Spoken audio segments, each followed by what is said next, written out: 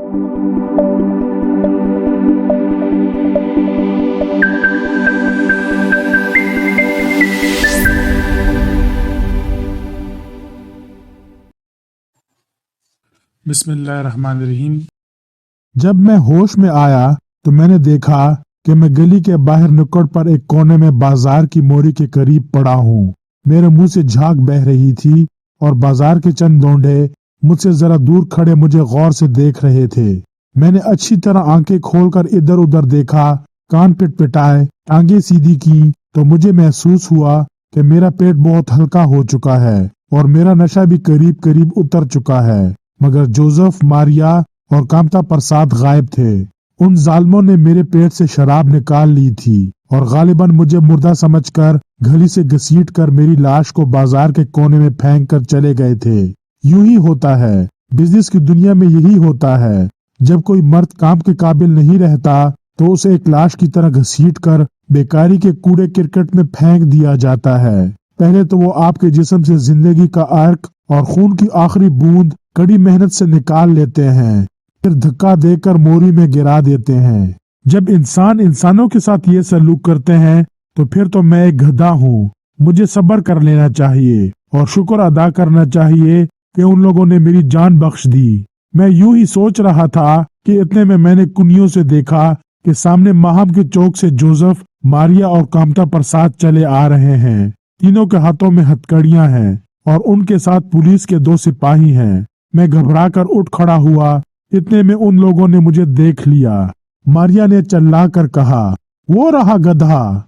Police का एक सिपाही मेरी तरफ भागा। उसे देखते ही मैं भी भागा। पकड़ो पकड़ो, पुलिस के संतरी ने शोर मचाया, मगर मेरे कदमों को जैसे पर लग गए थे। मैं खौफ से चीखता चिल्लाता हिनहिनाता दौलतियां झाड़ता माहम के बाजार के बीचों बीच भागता हुआ दौड़ता हुआ शिवाजी पार्क तक चला गया। पुलिस वाले एक जीप लेकर मेरा पीछा करने लगे, मगर मैं भी अपनी रूह की पूरी ताकत से भागने लगा। मुझे अंदेशा था कि अगर मैं गिरफ्तार हो गया तो वो लोग मुझे जिंदा नहीं छोड़ेंगे। मेरी नवाज के अड्डे से मैं शिवाजी पार्क की तरफ भागा। जीप मेरे पीछे पीछे आ रही थी। मैंने एक जरकंद भरी और शिवाजी पार्क की दीवार उछलकर मैदान में आ रहा। जीप छलांग ना लगा सकती थी, लिहाजा वहीं रुक गई। फिर चक्कर काट कर शिवाजी पार्क के दरवाजे की जानिब रवाना हो गई, जो यहाँ से बहुत दूर था। जब तक मैं शिवाजी पार्क के मैदान क्रॉस करके फुटबॉल खेलने वाली टीमों के बीच में से गुजरता हुआ, क्रिकेट की विकेटें उड़ाता हुआ, दूसरी साइड की दीवार फलांगता हुआ दूसरी तरफ जा पहुंचा और वहां से सरपट भागता हुआ, तीर की तरह सनसनाता हुआ, ट्रैफिक के तमाम कवानीन तोड़ता हुआ वाली सी बीच पर जा पहुंचा। समंदर के किनारे पहुंचकर मेरी टांगों ने मुझे जवाब दे दिया और मैं बेबस और निढाल होकर समंदर के किनारे पर लेट गया। वाली बीच का नजारा बहुत खूबसूरत था। ताहद नजर समंदर एक नीम दायरे की सूरत में फैला हुआ था। ऊपर आसमान मेहराब की सूरत में झुका हुआ था, जिस पर शफक की जालरें और रंगीन बादलों की जालियां आवेजा थीं। उन रंगारंग जालरों और बद्दियों के शफाफ झिलमिलाते हुए हुस्न ने मुझे मशहूर कर दिया और मैंने सोचा, ये खूबसूरती मुझसे कितनी दूर है। हुस्न का अक्से जमाल किस कदर मावरा। बढ़ती हुई भूख, बेकारी और जुर्म की इस दुनिया में एक आम गधे के लिए कहीं आराम नहीं है।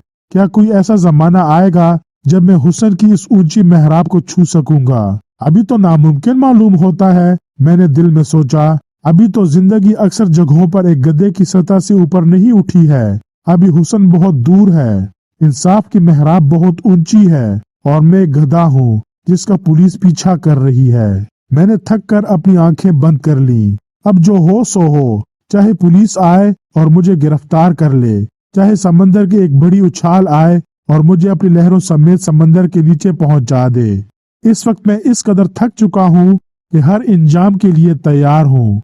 मेरे कानों में एक मोटर के रुकने की आवाज आई। मैंने समझा जीप आ गई पुलिस की, लेकिन मैंने आंखें बंद कर ली। उसी तरह लेटा रहा। मोटर के पट बंद होने की आवाज आई, फिर कदमों की छाप सुनाई दी। फिर वो कदम मेरे करीब आकर रुक गए, मगर मैं उसी तरह आंखें बंद किए लेटा रहा। फिर मेरे कानों में आवाज आई, खेम जी, कहीं से एक ओपन ट्रक लाओ। उसका क्या करेगा रुस्तम सेठ? दूसरी आवाज ने पूछा। हम इस गधे को लाद कर इस्तबल में ले जाएगा। काहे को सेठ, तुम इस वक्त जाती बात मत करो, हमारा कोठी मत करो, रुस्तम सेठ ने हाकिमाना लहजे में कहा। अभी पुलिस वाला इधर आता होगा, उन लोग के आने से पहले हम इसको अपने इस्तबल में ले जाना मांगता। बहुत अच्छा सेठ, अभी लाता हूँ, दूसरी आवाज ने इंकिसारी से कहा और फिर कदमों की छाप दूर होती गई। गालिबन खेम जी ट्रक लेने गया था। अब मुझे ये भी मालूम हो गया था कि जो कोई भी ये लोग हैं पुलिस वाले हरगिज ना थे, इसलिए मैंने बेखतर होकर अपनी आंखें खोल ली। मैंने देखा कि एक सुर्ख चेहरे वाला, लंबी मुड़ी हुई नाक वाला, गंजे सर और सफेद बालों की कनपटियों वाला एक दराज कद पारसी बावा है जो मेरे ऊपर झुका हुआ है। वो मुझे शफकत भरी नजरों से देख रहा है। बाद में मुझे रुस्तम सेठ ने बताया कि मैं उसके इस्तबल में मुसलसल 3-4 दिन जानकी की हालत में पड़ा रहा। रुस्तम सेठ ने मेरे इलाज के लिए बेहतरीन सलवातरी डॉक्टर बुलवाए जो जानवरों का इलाज करने में माहिर समझे जाते थे, मगर चूंकि ये सब के सब हिंदुस्तानी थे इसलिए ठीक तरह से मेरा इलाज ना कर सके। रुस्तम सेठ के ख्याल में मुझे एक फॉरेन एक्सपर्ट की जरूरत थी जो सही तरीके से मेरे मर्ज की तशखीस करके मेरा इलाज कर सके। बदकिस्मती ये थी कि बम्बई में इस वक्त कोई ऐसा डॉक्टर मौजूद ना था जिसने अपनी जिंदगी गधों के इलाज में गुजारी हो, क्योंकि बेचारे गधे फीस नहीं दे सकते और बम्बई में जितने डॉक्टर हैं सब फीस लेते हैं। मगर रुस्तम सेठ के यहाँ फीस की कमी का तो कोई मसला ना था, मसला गधों के इलाज के तजर्बे का था। बहुत दौड़ धूप के बाद मालूम हुआ कि हांगकांग में एक अंग्रेज डॉक्टर मैकनेले रहता है जो गधों के इलाज के माहिर समझे जाते हैं, और चूंकि अंग्रेजों को गुज़िश्ता 200 सालों से एशियाई गधों के अमराज का तजर्बा रहा है, इसलिए रुस्तम सेठ ने बजरिए हवाई जहाज उसे फौरन मेरे इलाज के लिए बुलवा लिया और उन्होंने आते ही मेरे मर्ज की सही तशखीस करके फौरन मेरा इलाज शुरू कर दिया। ये तमाम अमूर मुझे बाद में मालूम हुए। उस वक्त मुझे इतना याद है कि 3-4 दिन की बेहोशी के बाद जब मैंने आंखें खोली तो मैंने अपने आप को लकड़ी की एक बड़ी सी मिस्री पर लेटा हुआ पाया। मेरे हाथ पांव बंधे हुए थे, मेरे सर के पीछे बड़े बड़े आरामदेह रबड़ फोम के तकिए रखे हुए थे। एक नर्स मेरे बाएं तरफ खड़ी थी, दाएं तरफ डॉक्टर मैकेले बड़े गौर से कांच की चंद नलकियों को देख रहे थे। रुस्तम सेठ मेरे पास खड़े थे और बड़ी मोहब्बत से मुझे देख रहे थे। मैंने आंखें खोलकर पूछा, मैं कहाँ हूँ? मेरे इस्तबल में। रुस्तम सेठ बड़े प्यार से बोले, ये क्या हो रहा है? तुम्हारी रगों में खून डाला जा रहा है। बोलो नहीं। डॉक्टर मैकेले अपने लबों पर उंगली रखते हुए बोले, आराम करो। मैंने अपनी आंखें बंद कर ली। चंद लम्हों के बाद मुझे ऐसा महसूस हुआ जैसे मेरे जिस्म के रगों पै में एक जानबख्श तवानाई की रो दौड़ रही हो। धीरे धीरे मुझ में ताकत वापस आ रही है। हौले हौले एक सुकून और मुलायम रेशमी आलूदगी मुझ पर छा रही है। मैं आंखें बंद करते ही सो गया। पता नहीं कितने अरसे के बाद जागा, लेकिन जब जागा तो देखा कि रात का वक्त है। मेरी मिस्री के पास एक नीलगू शेड का टेबल लैंप रोशन है और उसके करीब एक आराम कुर्सी पर मारिया बैठी है। मारिया, तुम यहाँ कहाँ? मारे खुशी और हैरत के मेरे मुंह से एक चीख सी निकल गई। मारिया की बड़ी बड़ी हरियान आंखों ने मुझे एक लम्हे के लिए घबरा सा दिया। फिर वो आहिस्ता आहिस्ता कहने लगी, तुम्हें सेठ रुस्तम ने खरीद लिया है। जोसेफ तुम्हें लेने के लिए आया था, मगर रुस्तम सेठ ने उसे 5000 रुपए देकर तुम्हें उससे खरीद लिया है और मुझे तुम्हारी देखभाल के लिए नर्स मुकर्रर कर दिया है। 2 और नर्सें भी हैं, हम तीनों बारी बारी ड्यूटी देती हैं। कहो, क्या हाल है तुम्हारा? कैसे महसूस करते हो? मगर 5000 रुपए? ऐसी शदीद हैरत थी मुझे कि मेरी आवाज बैठ सी गई। 5000 रुपए? जरा सोचो तो मारिया, हिंदुस्तान में किसी गधे की इतनी कीमत ना पड़ी होगी। हाँ, मारिया ने इकरार किया, वरना यहाँ जितने गधे हैं रोजाना चंद आनों की उजरत पाते हैं और बड़ी मुश्किल से दिन में एक बार घास खाते हैं। तुम्हारी किस्मत तो वाकई अपनी किस्म का एक रिकॉर्ड है। हालांकि सुना है कि तुम्हारी नस्ल भी अच्छी नहीं। एक गरीब गधे की नस्ल कहाँ अच्छी हो सकती है? मैंने आजिज़ी से कहा, आजकल अच्छी नस्ल तो एक अच्छी नस्ल की गाड़ी रखने से जाहिर होती है। एक कैडिलैक या रोल्स रॉयस। पैदल चलने वाली गधे की क्या नस्ल और क्या उसका खानदान। इसलिए मैं ताजुब कर रहा हूँ कि रुस्तम सेठ ने मुझे 5000 रुपए के एवज क्यों खरीद लिया। मारिया ने अपनी बड़ी बड़ी आंखें कई बार घुमाई, अपने नाजुक कंधे उचकाए और बोली, क्या मालूम, मगर ये मुझे मालूम है कि उन्होंने तुम्हारे इलाज पर अब तक हजारों रुपए खर्च कर दिए हैं। मुझे तो रुस्तम सेठ निहायत शरीफ इंसान मालूम होता है। उन्होंने तुम्हें ख्वाब में मेरा नाम 2 बार बुड़बुड़ाते हुए सुना और फौरन मुझे माकूल तनख्वाह देकर नर्स के काम के लिए नौकर रख लिया। मारिया ये कहते कहते कुछ शर्मा सी गई। मैंने भी उसके नाजुक जज्बात का एहतराम करते हुए मुंह फेर लिया और गुलूगीर लहजे में आहिस्ता से बोला, रुस्तम सेठ मेरा मोहसिन है, उसने मेरी जान बचाई है, वो एक शरीफ इंसान है, उसके दिल में इंसानियत का दर्द मालूम होता है, गरीबों के लिए हमदर्दी और गिरे हुओं के लिए शफकत।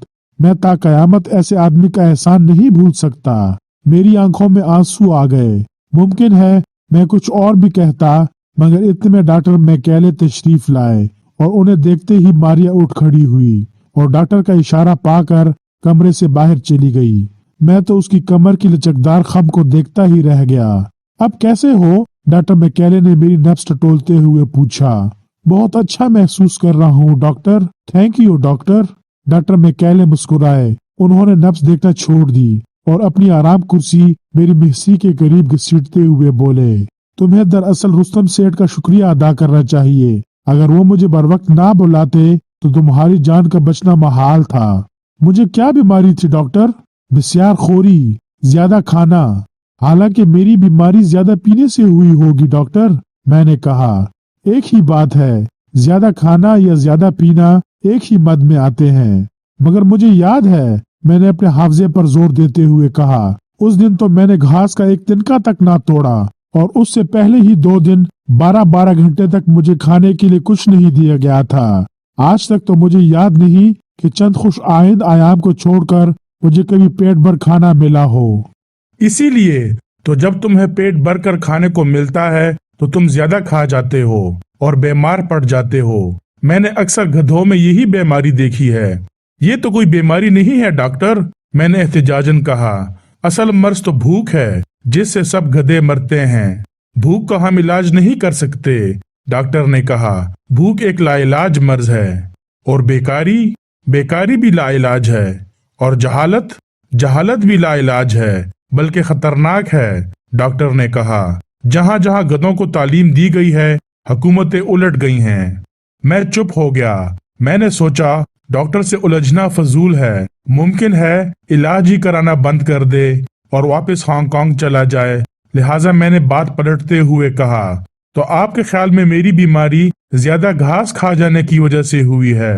बिलाशुबा, मैंने दिल में कहा, डॉक्टर साहब कहीं आप ही तो घास नहीं खा गए। मगर मैं दिल पर जबर करके चुप रहा। डॉक्टर मैकेले बोले, तुम एक पढ़े लिखे गधे हो। मैंने अखबारों में तुम्हारा हाल पढ़ा था, इसीलिए तुम्हें बताता हूँ कि तुम्हारा मर्ज बहुत खतरनाक था। एक तो ज्यादा खा जाने की बीमारी, ऊपर से खून खराब था। खून खराब था? हाँ, जो गधा पढ़ लिख जाए उसका खून अक्सर खराब हो जाता है, दिमाग भी खराब हो जाता है। इसलिए मैंने आते ही तुम्हारे पेशाब, पाखाने, खून, थूक और पसीने का मुआयना किया। पसीने का भी मुआयना होता है डॉक्टर साहब? हाँ। फिर दिल, दिमाग, फेफड़े, जिगर, गुर्दे, पित्ते, मैदे का एक्सरे किया और मैं इस नतीजे पर पहुंच गया कि पढ़ने लिखने से तुम्हारा खून बहुत खराब हो चुका है। इसलिए जब तक तुम्हारे जिस्म में किसी अनपढ़ गधे का खून दाखिल नहीं किया जाएगा, तुम ठीक नहीं हो सकते। रुस्तम सेठ का ख्याल था कि बंबई में किसी अनपढ़ गधे का मिलना महाल है, मगर जब इश्तिहार दिया गया तो हजारों गधों की दरख्वास्तें मौसूल हुई, जो 10 रुपए से घास के गट्टे तक के लिए अपना खून बेचने के लिए तैयार थे। रुस्तम सेठ को बड़ी हैरत हुई। इसमें हैरत की क्या बात है? गरीबों ने आज तक अपना खून ही तो बेचा है। डॉक्टर के रुखसार मेरी बात सुनकर सुर्ख होते होते करमजी शहाबी हो गए। वो एक लम्हे खामोश रहने के बाद बोला, मालूम होता है तुम्हारा दिमाग अभी तक बीमार है। अभी तुम्हें मजीद खून की जरूरत है। अभी तुम्हें मजीद 1 हफ्ते तक अनपढ़ गधों का खून दिया जाएगा और पुराना खून निकाल लिया जाएगा, और 1 हफ्ते तक मैं समझता हूँ तुम्हारे जिस्म में पुराने खून का एक कतरा तक ना रहेगा। क्यों मेरी उम्मीदों का खून करते हो डॉक्टर? डॉक्टर हंस पड़ा, बोला, अच्छा अब मैं चलता हूँ, तुम आराम करो, रात ज्यादा हो चुकी है। 10-12 दिन के बाद میں بالکل اچھا ہو گیا اور استبل کے باہر میدان میں چہل قدمی کرنے لگا اور دوڑنے لگا تھا۔ ڈاکٹر میکنیلے بھی اپنی بیش بہا فیس لے کر واپس ہانگ کانگ چلا گیا تھا۔ ماریا البتہ ابھی تک میری دیکھ بھال کے لیے مامور تھی، حالانکہ دوسری 2 نرسوں کو چھٹی دے دی گئی تھی۔ چہل قدمی کرتے وقت اکثر ماریا میرے ساتھ ہوتی تھی اور اپنی دلکش باتوں سے میرا دل لبھاتی تھی۔ پھر ایک روز رستم سیٹھ میرے پاس آیا، اس کے ساتھ ایک حجام بھی تھا۔ رستم سیٹھ نے میری طرف اشارہ کر کے حجام سے کہا، اس کے جسم کے سارے بال مونڈ ڈالو اور اس کے جسم کو ایک گھوڑے کے جسم کی طرح شفاف اور چکنا بنا دو۔ حجام نے کہا، میں کانپور کا نائی ہوں، میں نے آج تک صرف انسانوں کے سر گھوٹے ہیں، تو ایک گدھے کو مونڈ دینے میں کیا حرج ہے؟ رستم سیٹھ نے پوچھا۔ نا صاحب، حجام انکار کرتے ہوئے بولا، میں کانپور کا نائی ہوں، اگر ان لوگوں کو پتہ چل گیا کہ میں نے ایک انسان کی بجائے ایک گدھے کو مونڈ دیا ہے تو مجھے جات باہر کر دیں گے۔ انہیں پتہ بالکل نہیں چلے گا، رستم سیٹھ بولا، اس کی میں گارنٹی لیتا ہوں۔ حجام نے اپنی بینگی آنکھ سے مجھے سر تا پاؤں تلک دیکھا۔ میں ایک آدمی کے سر گھونٹنے کے 2 روپے لیتا ہوں، یہ تو گدھے کا پورا جسم ہے، میرا استرا بیکار ہو جائے گا، میرے بال کاٹنے کی مشین بھی خراب ہو جائے گی، پھر مجھے گنگا اسنان بھی کرنا پڑے گا۔ نا صاحب، میں ایسا نیچ کام نہیں کروں گا، میں کانپور کا نائی ہوں۔ جب حجام واپس جانے لگا تو رستم سیٹھ نے اس کے ہاتھ میں 100 کا ایک نوٹ تھمایا اور بولا، اب کرے گا؟ ارے کیوں نہیں کرے گا سیٹھ؟ حجام فوراً بولا، اپنا کام تو بال کاٹنا ہے، چاہے آدمی ہو یا گدھا، اب کہو تو اس کی چوٹیاں بھی رکھ دوں؟ نہیں نہیں، اس کی ضرورت نہیں ہے، رستم سیٹھ گھبرا کر بولا، اس گدھے کا کوئی مذہب نہیں ہے۔ حجام کے بعد مجھے صابن اور گرم پانی سے کئی بار نہلایا گیا، خوش تولیوں سے میرے جسم کئی بار رگڑا گیا، پھر کئی دن تک میرے جسم پر زیتون کی تیل کی مالش ہوتی رہی اور آخر میں ایک عجیب و غریب پالش میرے جسم پر کیا گیا جس سے میرا جسم سر سے پاؤں تک ایک مشکی گھوڑے کی کھال کی طرح چمکنے لگا۔ ساری زندگی میں نے اپنے آپ کو کبھی ایسا خوبصورت نہ پایا تھا۔ اب تو کبھی کبھی ماریا بھی دزدیدہ نگاہوں سے میری جانب تعریفی انداز میں دیکھ لیتی تھی۔ میں نے ماریا سے کہا، سیٹھ رستم جیسا فرشتہ خصلت انسان میں نے آج تک نہیں دیکھا، کیسی بے غرض ہمدرد طبیعت پائی ہے اس نے۔ میرے اپنے سگے رشتہ دار ایسا سلوک نہیں کرتے ہیں جو اس نے مجھ سے کیا ہے، اسے دیکھ کر میرا ایسا گدھا بھی انسانیت پر ایمان لا سکتا ہے۔ ماریا نے کہا، خدا تمہارے اور میرے محسن کو تاابد زندہ رکھے۔ اس گفتگو کے دوسرے دن ایک گھنی مونچھوں والا سانولے رنگ کا دوہرے بدن کا ادھیڑ عمر کا آدمی جس کی نگاہیں میرے بدن کو بری طرح چھیدتی تھیں ایک ڈاکٹر کو لے کر آیا۔ رستم سیٹھ اور کھیم جی بھی ساتھ ہی تھے۔ ڈاکٹر نے میرا اچھی طرح سے معائنہ کرنے کے بعد کہا، یہ تو مجھے گدھا معلوم ہوتا ہے۔ رستم سیٹھ نے کہا، اجی نہیں، یہ پیرو کا گھوڑا ہے۔ پیرو ریاست جنوبی امریکہ میں واقع ہے، وہاں کے گھوڑے بالکل گدھوں کے مشابہ ہوتے ہیں، اور بونا بھی ہے۔ گھنی مونچھوں والے آدمی نے اعتراض کیا، وہاں کے گھوڑے اسی طرح کے بونے ہوتے ہیں۔ کھیم جی بولا، سیٹھ نے اسے خاص طور سے پیرو سے منگایا ہے، ہندوستان میں آج تک اس نسل کا گھوڑا کبھی نہیں آیا، یہ مخلوط النسل گھوڑا ہے، باپ ہسپانوی، ماں ساؤتھ امریکہ کی انڈین، دونوں کی کراس بریڈنگ سے یہ نسل تیار ہوئی ہے، دوڑنے میں بے حد عمدہ ہوتی ہے۔ گھنی مونچھوں والے آدمی نے مشتبہ انداز سے سر ہلایا، پھر بولا، اس کا نام کیا ہے؟ گولڈن سٹار، رستم سیٹھ بولا۔ اب کے ڈاکٹر نے مشتبہ انداز میں سر ہلایا، پھر رستم سیٹھ گھنی مونچھوں والے آدمی اور ڈاکٹر کو ایک طرف لے گیا، دونوں میں دیر تک کچھ خسر پھسر ہوتی رہی۔ اس کے بعد وہ دونوں ڈاکٹر اور گھنی مونچھوں والے آدمی چلے گئے اور سیٹھ کھیم جی کو لے کر خوشی سے مسکراتا ہوا میرے پاس آیا اور بولا، سب طے ہو گیا، کل سے تم کو مہالکشمی کے ریس کورس کے استبل میں منتقل کر دیا جائے گا۔ مہالکشمی کے ریس کورس میں کیوں؟ وہاں 1 ماہ بعد تمہیں کرسمس کپ والی ریس کورس کے مقابلے میں شامل کیا جائے گا۔ میں ایک گدھا ہو کر گھوڑوں کی ریس کورس میں شامل ہوں گا؟ میں نے حیرت سے کہا، آپ لوگوں کی عقل تو سلامت ہے، آج تک کبھی کوئی گدھا کسی گھوڑے سے تیز دوڑا ہے؟ رستم سیٹھ نے مسکرا کر کہا، تمہاری دوڑ کا تو ہم نے اسی دن اندازہ کر لیا تھا جس دن پولیس والوں نے تمہارا پیچھا کیا تھا اور تم پولیس کی جیپ اور دوسری تیز رفتار گاڑیوں سے تیز بھاگتے ہوئے महम वाली सी बीच तक पहुंच आए थे। मैं और खेम जी अपनी छोटी सी सबस कार में तुम्हारे पीछे पीछे तुम्हारा ताकुब करते रहे और मैंने तुम्हारी रफ्तार का उसी दिन अंदाजा कर लिया था। अगर तुम उसी रफ्तार की 3/4 रफ्तार पर रेस में दौड़ो तो भी तुम सब घोड़ों को पीछे छोड़ जाओगे। मैंने हैरत से कहा, सेठ, जिस दिन तुमने मेरी जान बचाई थी क्या उसी दिन तुमने इसका अंदाजा कर लिया था? सेठ हंसकर बोला, अंदाजा मैंने पहले कर लिया था, जान बाद में बचाई थी। तो ये बात थी, इसलिए सेठ ने मेरी जान बचाई थी। मैं एक गधा घोड़ों की रेस में स्मगल किया जाऊंगा। अरे मारिया, जरा सोचो तो, ये स्मगलिंग कहाँ कहाँ नहीं है। मैंने कुछ उदास और परेशान होकर मारिया से कहा, मेरा जी नहीं चाहता कि मैं रेस में हिस्सा लूं। सेठ ने तुम्हारी जान बचाई है, उसने तुम्हारे इलाज पर हजारों रुपए सर्फ किए हैं। मारिया ने सवाल किया, क्या इतने बड़े मोहसिन का तुम पर कोई हक नहीं है? क्या तुम उसके एहसान का बदला ना चुकाओगे?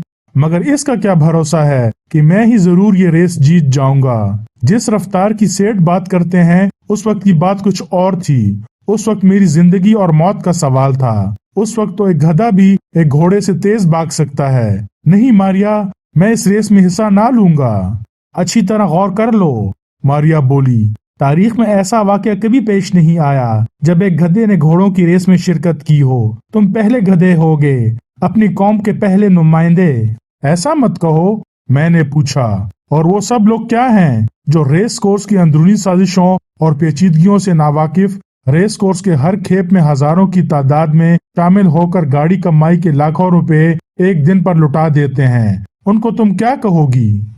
मारिया बोली, सेठ मुझसे कह रहे थे कि कामयाब बिजनेस का सारा राज इसी में है कि एक आदमी दूसरे आदमी को कहां तक गधा बना सकता है।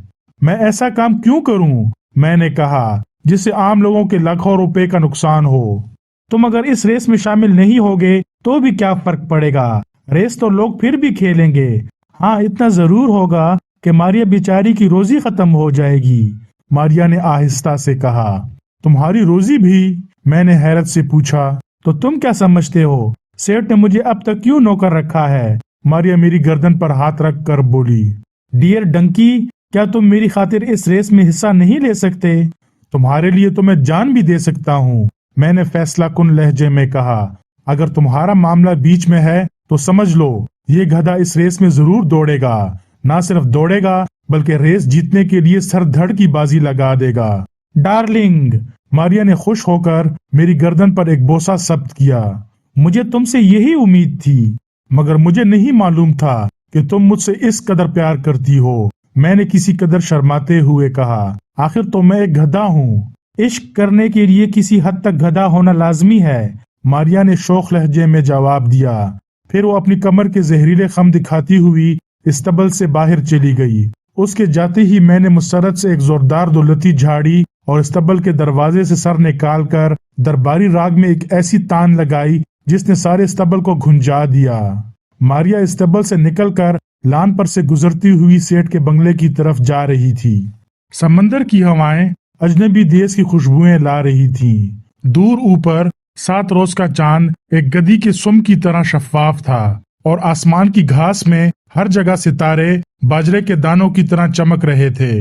रेस से चंद रोज पहले घोड़ दौड़ के मुतालिक अखबारी कालमों में रुस्तम सेठ के नए घोड़े गोल्डन स्टार का जिक्र था। उसके शजरे नसब का जिक्र था जो नीम हिस्पानवी नीम नेटो बताया गया था। बेशतर कालम निगार इस घोड़े के मुतालिक कोई अच्छी राय नहीं रखते थे और उन्होंने अपने पढ़ने वालों को मशवरा दिया था कि वो इस नातजुर्बाकार घोड़े पर अपना रुपया जाया ना करें।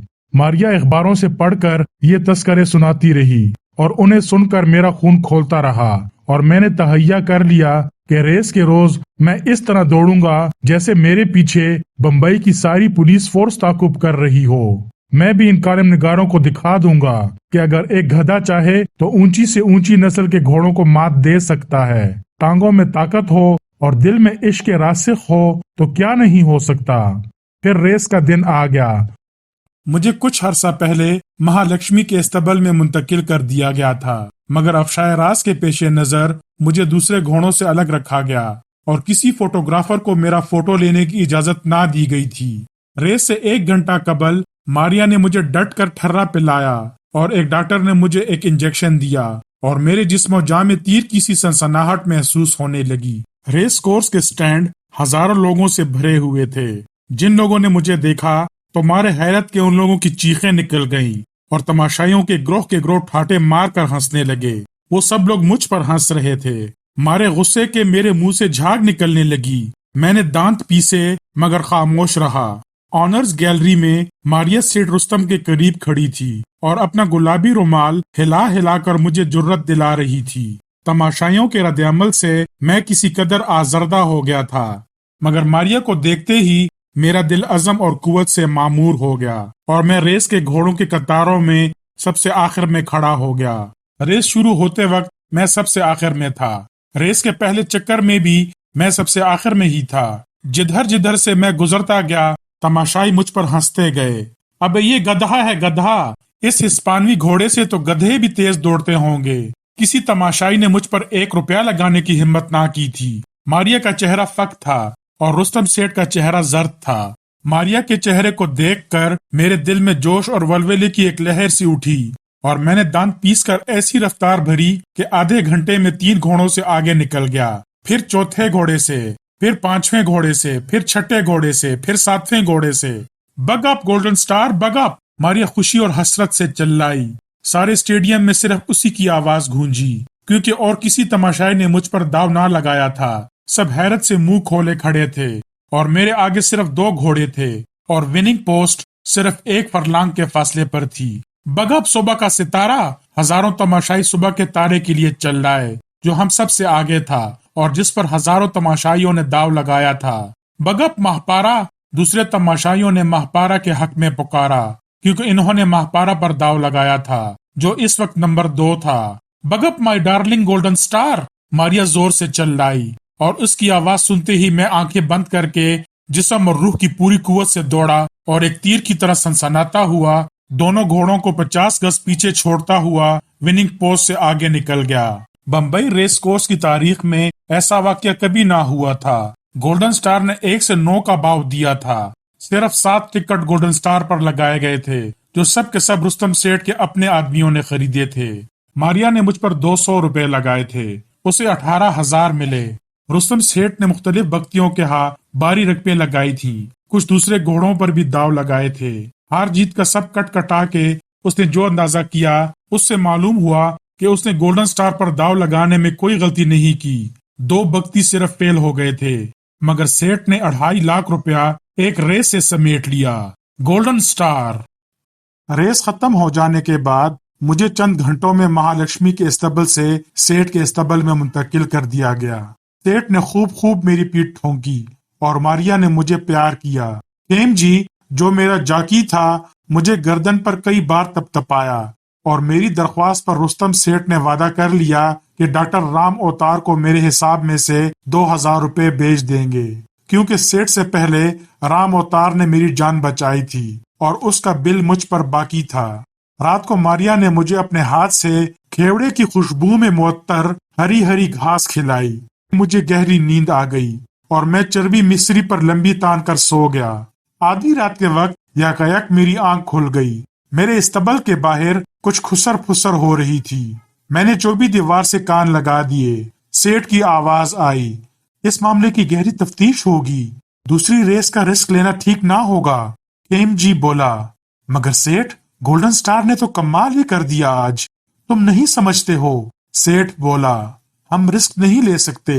جب تفتیش شروع ہوگی تو بالآخر یہ ضرور پتہ چل جائے گا کہ ہم نے ایک گدھے کو گھوڑوں کی ریس میں شامل کیا ہے۔ اس حالت میں نہ صرف میرے استبل کو ریس کورس سے خارج کر دیا جائے گا بلکہ ہو سکتا ہے کہ مجھے جیل بھی ہو جائے دھوکہ دہی کے سلسلے میں۔ میں رسک نہیں لے سکتا، گولڈن سٹار کو ختم کر دینا ہی بہتر ہوگا۔ وہ کیسے؟ کھیم جی نے پوچھا۔ تم اسے کسی بہانے یہاں سے نکال کر سمندر کے کنارے لے جاؤ، مگر یہ گدھا ہے بڑا کایا، اسے شبہ نہ ہونا چاہیے۔ اس سے کہہ دو کہ یہاں تمہاری جان کو خطرہ ہے، یہاں سے نکال کر اسے سمندر کے کنارے لے جاؤ اور پستول سے اسے ہلاک کر کے سمندر میں اس کی لاش پھینک دو۔ کیوں ماریا؟ ہاں یہ ٹھیک ہے، ماریا کی آواز آئی۔ نہ گدھے کی لاش ملے گی نہ تفتیش کسی نتیجے پر پہنچ سکے گی۔ پہلے تو میں خوف سے کانپ رہا تھا۔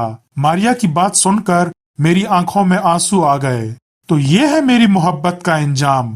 کھیم جی بولا۔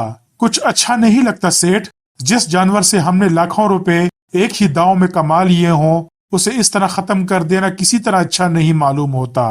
احمق نہ بنو، سیٹھ نے تحکمانہ لہجے میں کہا۔ جب کسی گدھے سے مزید کسی فیض کی توقع نہ ہو اسے ختم کر دینا ہی اچھا ہے۔ پھر خسر پھسر بند ہو گئی۔ پھر بہت دیر تک سناٹا رہا اور رات کی خاموشی ایک خنجر بند کر میرے سینے پر لپکتی رہی، اور میں سوچنے لگا مجھے یہاں سے فوراً بھاگ جانا چاہیے، مگر کس طرح؟ استبل کا دروازہ باہر سے بند تھا اور ایک گدھا روشن دان سے نہیں بھاگ سکتا۔ کچھ نہیں ہو سکتا، کچھ نہیں ہو سکتا۔ میں نے نا امیدی کے عالم میں اپنے آپ کو پکارا۔ موت میرے سر پر کھڑی ہے۔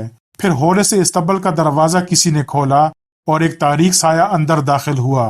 میں نے خوف سے لرزتی ہوئی آواز میں پوچھا، کون ہے؟ مان کسی نے دیوار پر ہاتھ پھیر کر سوئچ دبایا۔ استبل میں روشنی ہو گئی۔ میرے سامنے کھیم جی کھڑا تھا۔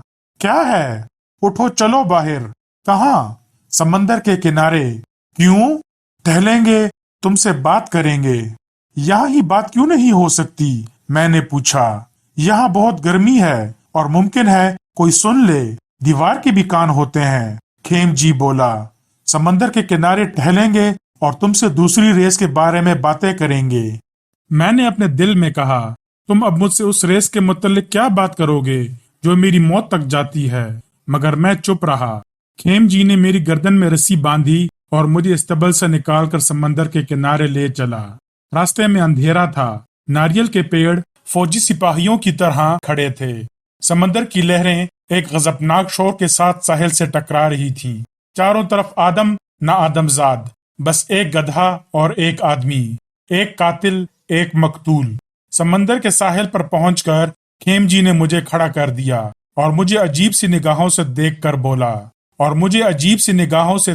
بولا، جانتے ہو میں تمہیں یہاں کیوں لایا ہوں؟